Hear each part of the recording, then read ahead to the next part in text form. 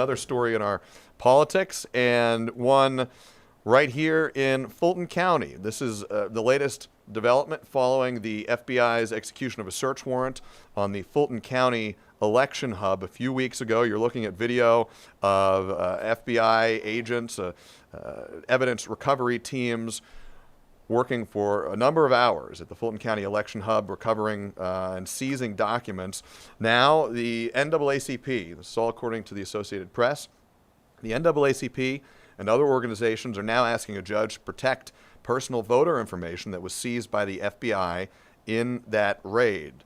The AP goes on to say that Georgia residents entrusted the state with their sensitive personal information when they registered to vote, and the January 28th seizure of ballots and other election documents from the Fulton County Elections Hub, the NAACP argues, breached that guarantee, infringed constitutional protections of privacy, and interfered with the right to vote.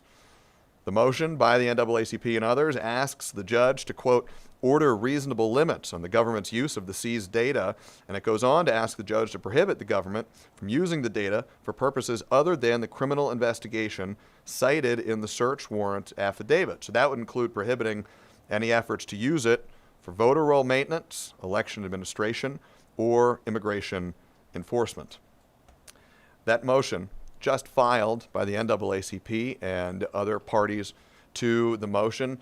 This is going to be the kind of case, this is going to be the kind of legal proceeding where you're going to see a lot of external parties working to get their motions before the judge here. You're going to see a lot of amicus briefs, and you're going to see a heck of a lot of litigation in the Northern District of Georgia, the federal court there, based out of Atlanta, where this case is before a federal district judge.